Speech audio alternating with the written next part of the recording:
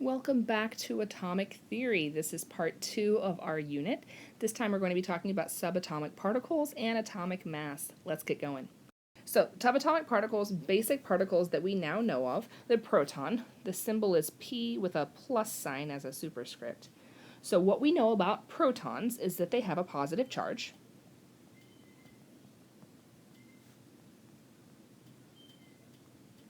They are responsible for the identity of the element.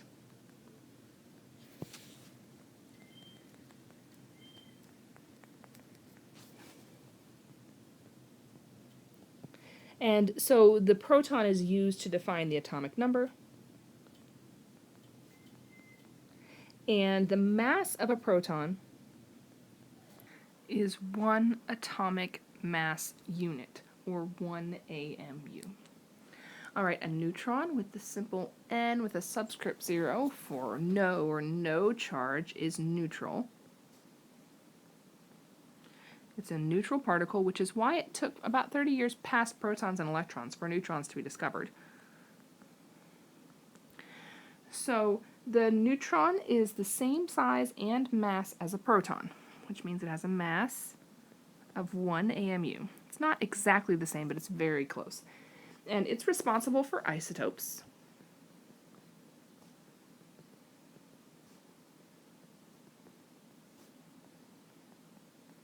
And it also is able to alter the atomic mass, since it has the same mass as a proton.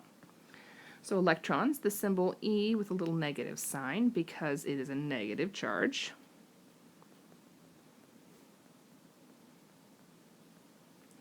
So it has the same size as a proton and neutron, but the mass is much, much smaller. If we're calculating it in AMU, it's 0.00054, or 1/1800th of a proton. Which is why we usually consider electrons to have no mass. Even though they do, their mass is so much smaller than a proton or a neutron. We usually don't consider electrons at all when calculating mass at all. So electrons are responsible for chemical reactions and the charge on an atom as it's added or removed.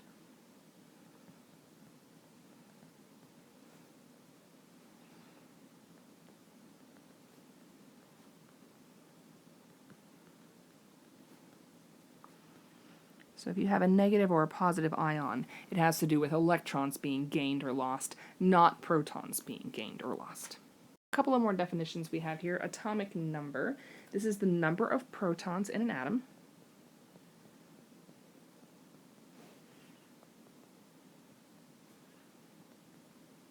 All atoms of the same element have the same number of protons. So in a neutral atom, this is also equal to the number of electrons.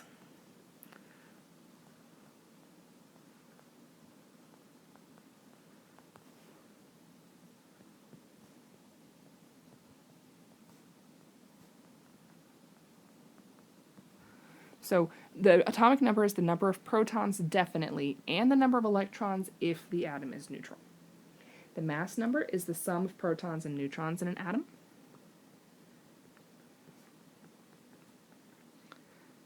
Because protons and neutrons each have approximately the same mass, if you want to find the mass of the atom, add protons and neutrons together. A different mass number with the same atomic number means that the protons and the element are the same, just the neutrons are different, so that's an isotope. So, different mass with same protons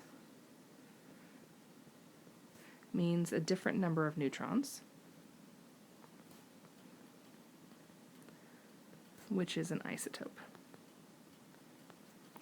And then we have isotope, something that has the same number of protons as another,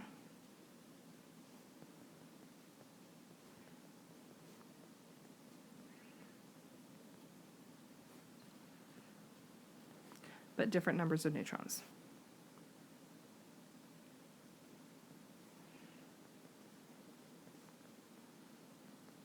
If you recall in our previous video, we talked about Dalton saying that every hydrogen atom is identical to every other hydrogen atom.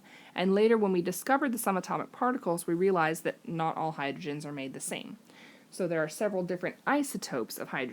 3 of the isotopes of hydrogen are what we call just plain hydrogen, and there's also deuterium and tritium. What they all have in common is that they all have 1 proton, which is why they're all isotopes of hydrogen. The number of protons tells us the identity of the element. But the neutrons change, so these guys are isotopes of each other. So in this symbol, 1/1 hydrogen, the top 1 is the atomic mass, and the bottom 1 is the atomic number. So the bottom 1 has to do with the number of protons. Notice that all 3 of these all have a 1 on the bottom. The top number is the mass number, so if you add protons and neutrons together. So in that first example, hydrogen, 1/1, if the atomic number is 1 and that 1 came from protons, then there must be 0 neutrons. In the second example, 2/1, so now the mass is double, but there's still only 1 proton, so the other of the mass must have come from 1 neutron. And in the last example, we have tritium.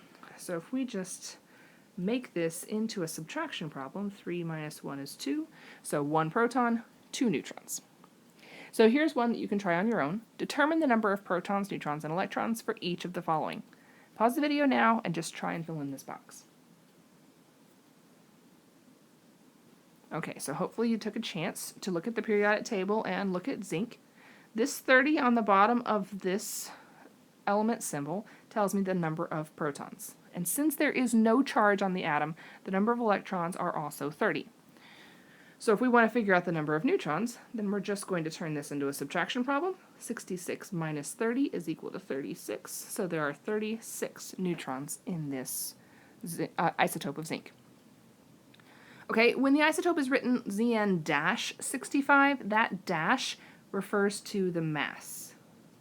Because the number of protons will never change, since zinc is number 30 on the periodic table, zinc will always have 30 protons, no matter what. So what could change is the mass based on how many neutrons that it has. So if it has 30 protons and a total mass is 65, then the neutrons have to be 35, because 30 plus 35 is equal to 65. And since this atom is neutral, there's no charge, which means the protons and electrons have to be the same, so they can cancel out. So Zn plus 265, we still have the 30 protons because it's still zinc. We still have the 35 neutrons because 30 plus 35 still equals 65. But now there's an overall charge of plus 2, which means overall there's 2 more positive charges than there are negative charges.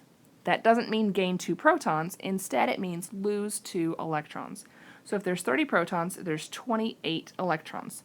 So 28 negative charges and 30 positive charges leaves you with an overall plus 2. Okay, a couple more definitions. We have average atomic mass. This is the average mass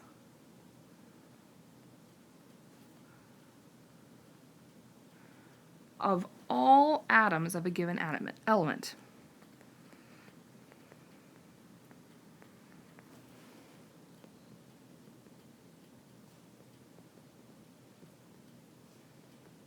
Including any possible isotopes.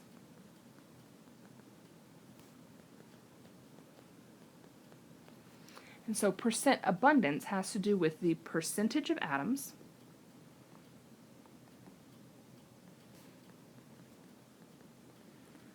in a natural sample of a pure element represented by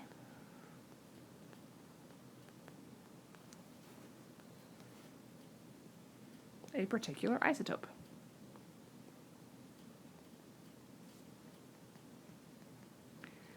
Before I give you an example of what this means, let me show you how we find it out.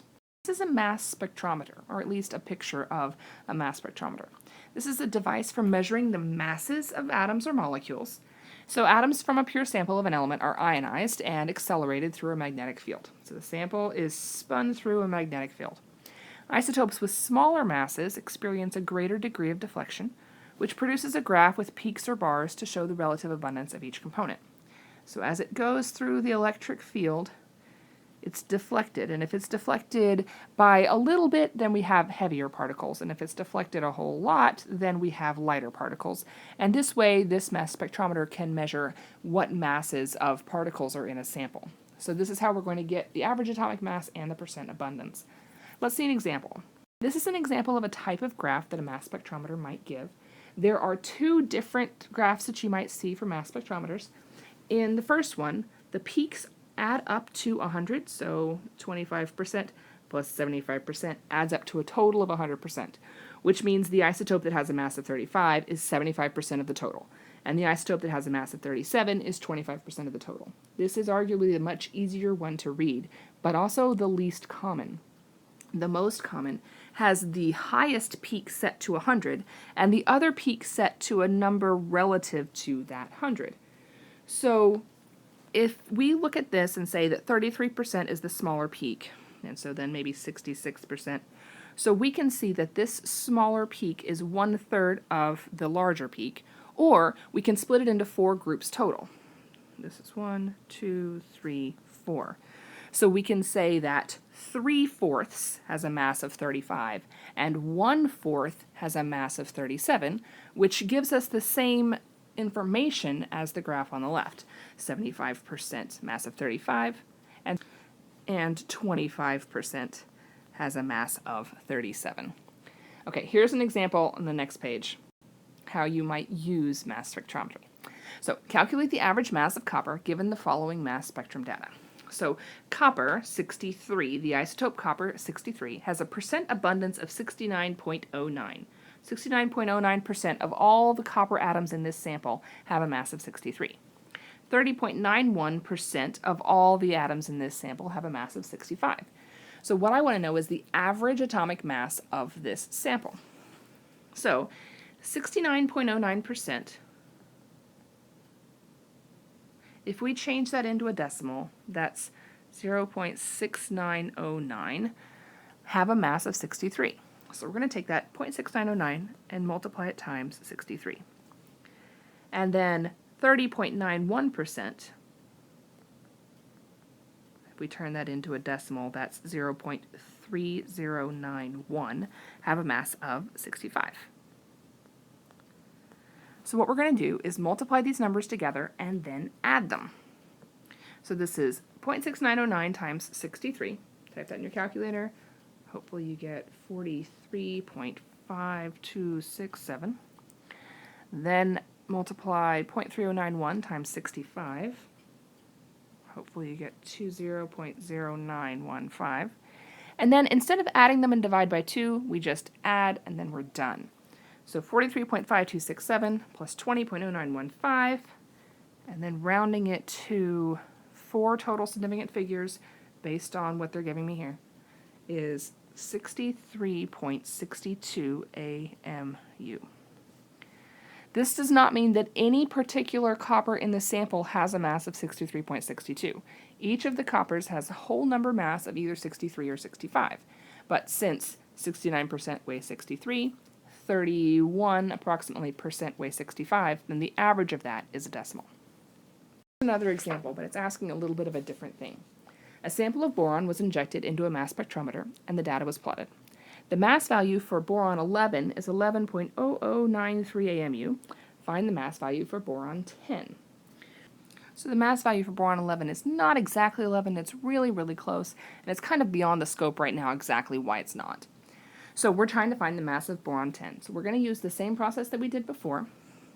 The total mass for boron, if you look off the periodic table, the average of all the borons is 10.811. I'm getting that as the average mass off my periodic table without rounding.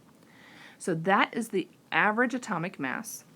If I know that 19.78 have a mass of somewhere around 10, and 80.2 have a mass of 11.093, then I can set up the problem 0.8022 times 11.0093 plus 0.1978, which is the percentage abundance of this 10 isotope, times whatever the 10 isotope is going to be. So now we're going to solve. 10.811 is equal to 0.1978x, that's this guy, plus 8.83166, that's that guy. So then if I subtract 8.83166 from both sides, I get 1.979 equals 0.1978x. If I divide both sides by 0.1978, x is equal to 10.007. So the mass of the boron-tin isotope is very, very close to 10.007 AMU. Okay, well, that's a little bit about subatomic particles and atomic mass. I hope you join me next time for wavelengths and spectrums.